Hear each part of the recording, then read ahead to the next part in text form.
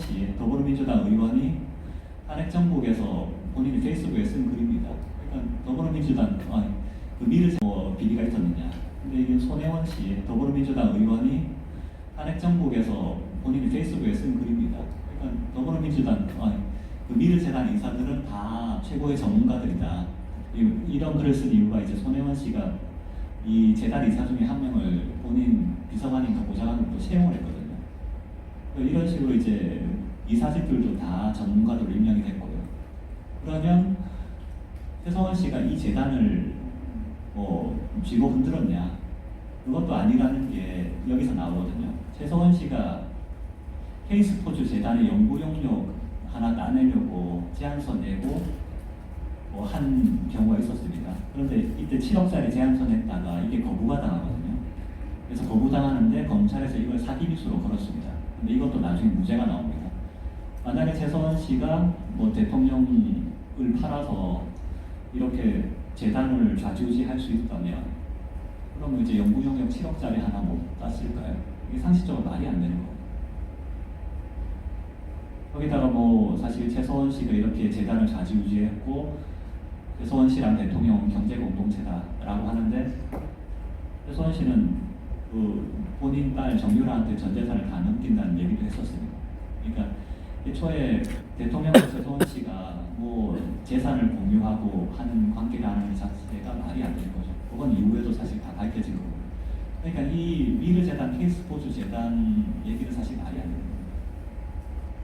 그리고 이제 문건 만일복권 유출 관련해서도 이제 헌재에서는 잘못됐다라고 얘기를 했는데 사실 대부분의 문건들이 최성원 씨와 정호성 비서관 사이의 그런 관계 때문에 그냥 호의로 좀 알려주기 위해서 나갔던 거였고 일부 문건은 최성원 씨가 당시에 대통령의 옷 수발을 들었지 않습니까? 옷이나 여러 가지 그런 것들 준비를 했는데 그런 옷 준비를 하려면 사실 해외로 나가실 때 해외 순방 시에 그런 옷가지를 챙기려면 순방 일정을 알아야 되지 않습니까? 그래서 순방 일정표라든지 이런 것도 정호성 비서관이 보내줬다는 거예요. 그러니까 대부분의 문건들이 그런 겁니다. 그래서 그거는 이제 정호성 비서관이 이제 여러 번 증언을 다 했던 내용이에요. 그리고 대통령께서 최소원 씨를 위해서 공직자 4명을 임명을 했다라고 하는데 사실 4명 임명, 지금 문재인 정권 하는 거에 비춰보면 공직자 4명 임명한 걸 사실 다수라 볼 수도 없죠. 그리고 이제 중요한 건 여기는 장관이나 이런 분들도 다 계신데 정상적으로 다 그 절차를 거쳤거든요. 장관 같은 경우에 인사청문회 거치고 비서관 같은 경우에도 사실 당시 나와 있는 증언들 보면 최소원 씨가 추천한다고 해서 임명을 한 게 아니라 복수 검증 절차 거치고 그래서 검증에 탈락하면 또 다른 후를 만들고 이런 과정들이 다 증언에 상세하게 나와 있습니다. 그 정상적인 추천 후란에 최소원 씨가 추천했던 한두 명을 넣었던 적은 있는데 그렇다고 그분들이 바로 임명되는 것도 아니었고 실제 이분들도 최소원 씨가 본인을 추천했다는 걸 대부분 모르고 있었습니다. 대부분 모르고 나중에 사태 터지니까 그랬냐라고 알았다는 분들이 많거든요.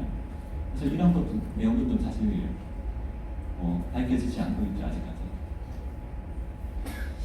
그리고 이제 형사재판 관련해서도 지금 이번에 파기환송 판결에서 제일 문제가 되는 게 말 3마리 그리고 무시청탁 그런 건데 그거와 관련해서도 헌재에서는 재판관들이 용기가 없었는지 반대 의견을 못 냈는데 대법원에서는 이제 3분의 대법관들이 반대 의견을 냈습니다. 그래서 사실 훨씬 더 논리적인데 여기에 보면 말 3마리 관련해서는 이런 얘기입니다. 독일에 있는 정유라에 대한 승마 지원 이게 뇌물이라고 보더라도 성질상 대통령이 필요로 하거나 향유할 수 있는 이득이 전혀 아니다. 대통령과 관계없다는 거죠. 그리고 대통령이 이익을 취했다는 것도 전혀 드러난 바가 없다. 이런 얘기를 대법관 3인이 합니다. 그리고 묵시적 청탁, 동계스포츠 연대센터 이거 관련해서도 대법관 3인은 묵시적 청탁의 대상이 되는 승계작업이나 부정한 청탁이 있었음을 인정한 증거도 없다. 그리고 다수 의견처럼 그렇게 묵시적 청탁을 인정해버리면 청탁 안 될 게 뭐가 있냐 라는 얘기를 하거든요.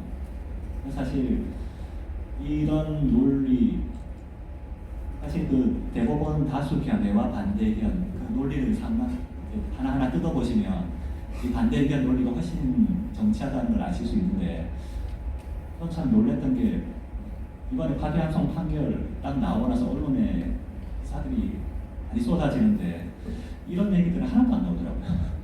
그러니까 참 아직까지 언론이 편향돼 있어서 입맛에 맞는, 정권의 입맛에 맞는 얘기들만 보도를 하고 있는 게 아닌가 하고 안타까움이 많았습니다. 그러면 이제 박근혜 대통령 탄핵 사유는 이 정도다라고 했을 때 과연 문재인 대통령 당시는 탄핵 사유 없는가라고 해서 제가 책 2편에 한번 정리를 해봤습니다. 그래서 보시면 박근혜 대통령 탄핵 사유가 사실 뭐 그것도 사실 인정하기도 어렵지만 그렇게 문건 47건 유출이나 뭐 미르재단, K스포츠재단 뭐 그런 내용들이라고 한다면 박근혜 대통령 탄핵 사유는 대한민국 자체를 뒤흔들고 있는 정말 중대한 내용들이고 국가 안보를 무력화시키고 사법권 독립을 침해하고 사실 여론 조작하고 언론의 자유를 침해하고 그리고 특히 이제 헌법재판소에서 박근혜 대통령 탄핵과 관련해서는 헌법 수호 의지가 분명히 드러나지 않는다라는 얘기를 했는데 문재인 대통령 헌법 수호 의지 자체가 없는 사람입니다. 대한민국 헌법 자체를 헌법에서 자유를 빼려고 계속 막 시도를 하고 있지 않습니까? 이 문재인 대통령이 어떤 사람인지에 대해서 제가 이제 그동안 행적을 쭉 정리해서 책에는 상세하게 정리를 했는데 변호사님이 이분은 공산주의자다라고까지 평가를 하셨는데 저도 사실 동의를 합니다. 이분의 행적을 보면 국가보안 대통령이 되기 전에 국가보안법 폐지를 주장을 했고 연방 대통령이 주장했습니다. 주한미군 철수에 대해서도 뭐 북한에서 동의하는 한 뭐 철수 안 해도 된다 이런 입장이었고요. 그러니까 미국 평화협 정책을 주장했고요. 국정원 해체, 한중전 옹호, 통합 진보당 옹호를 했죠. 그리고 이제 탄핵 정부에서는 탄핵 기각되면 혁명밖에 없다 이런 얘기를 대놓고 했습니다. 그리고 대통령이 된 이후에는 청와대에 전대운동권 출신 인사들을 집중 배치했고요. 친중국 노선 펼치고 있지 않습니까? 국가보안법 이미 무력화됐고 국정원 대공수사부문도 무력화됐습니다. 이무사도 해체됐고요. 그 공산주의자인 신영복 간첩이죠. 신영복을 한다는 얘기를 대놓고 했고요. 이렇습니다. 그래서 이렇기 때문에 이후에 어떤 일이 일어났느냐. 얼마 전에 이제 탈북민 2명이 구속되는 사건이 있지 않았습니까? 당시에 기소 사례 명확하게 밝혔음에도 불구하고 안대를 씌우고 재가를 준비해서 그렇게 강제로 북송시켰거든요. 이거 사실 생명권 침해입니다. 뭐 세월호 가지고 대통령이 7시간 동안 뭐 일을 제대로 안 했는데 이런 걸 가지고 뭐 생명권 침해라고 탄핵 소추를 했는데 그거에 비하면 이거는 정말 사지로 사람을 강제적으로 몰아낸 거거든요. 이거야말로 사실 생명권 침해고 형사적으로는 만약에 그분들 사망했으면 이거는 살인죄입니다. 그리고 중요한 지금 한참 문제되고 있는 울산시장 개입 선거예요. 사실 문재인 대통령은 친문지하는 이 울산시장 청와대가 이 선거에 개입했다는 게 이미 드러났지 않습니까? 그리고 드루킹 대선 개입 이것도 너무너무 중요한 사안인데 이번에 12월 24일에 드루킹에 대한 항소심 판결이 있습니다. 아마 그 판결에 따라서 사실 많은 게 달라질 수도 있는데 이때 보면 이제 드루킹이 어떤 일들을 했냐면 당시에 송민순 회고록 의혹 때 그거 무마하는 작업을 했고요. 대선 정국에서 어마어마하게 댓글 작업을 했습니다. 거의 한 1억 개의 좋아요 클릭을 이제 누르는 작업을 했거든요. 그 관계된 기사가 한 8만 개랍니다. 8만 개 기사 같으면 그 거의 한 그 대선 정국 대선 기간 동안에 그 주요 포털 네이버 다음에 앞에서 우리가 보는 모든 기사는 다 드루킹이 마사지를 했다고 보시면 돼요. 그래서 거기 있는 댓글들 중에서 본인이 원하는 댓글들은 다 상위에 랭크되니까 그냥 뭐 전 국민이 사실 드루킹이 작업을 한 마사지한 기사들만 보고 그냥 문재인을 대통령을 만들더라 보면 되죠. 그 당시에 그 강력한 후보였던 안철수 후보도 사실 드루킹이 떨어뜨린 거예요. 드루킹이 이제 이 안철수 후보는 MB 아바타라는 작업을 해서 떨어졌고 당시 반기문 후보도 이제 출마하려고 나오니까 여기서도 어마어마하게 공격을 해야 됩니다. 사실 어찌 보면 문재인의 대통령 당선의 1등 공신이 드루킹이 아닌가라고 생각이 될 정도입니다. 그 때문에 그 김정숙 여사도 뭐 이 드루킹의 조직인 경인선 가자라고 하면서 이제 드루킹과 경인선을 알고 있었다는 내용들이 나오고요. 그리고 그 이 드루킹 1심 판결에 보면 문재인 대통령도 이 드루킹과 관계 돼 있다는 걸 충분히 암시하는 내용들이 많이 나옵니다. 실제 드루킹은 이 조직을 경공모에서 경인선으로 바꾸는데 그 이유도 이제 어르신이 뭐 발음이 어렵다고 해서 바꿨다고 그런 얘기 증언까지 하거든요, 법정에서. 그 어르신이 문재인 대통령입니다.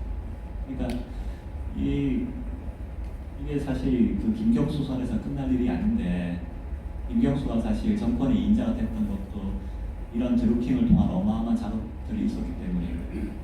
그래서 뭐 김경수와 드루킹이 유지가 되더라도 이거는 그 뒷배경, 뒷배까지도 분명히 밝혀져야 돼. 특검을 한번 더 해야 될 사안이 없은 거랍니다.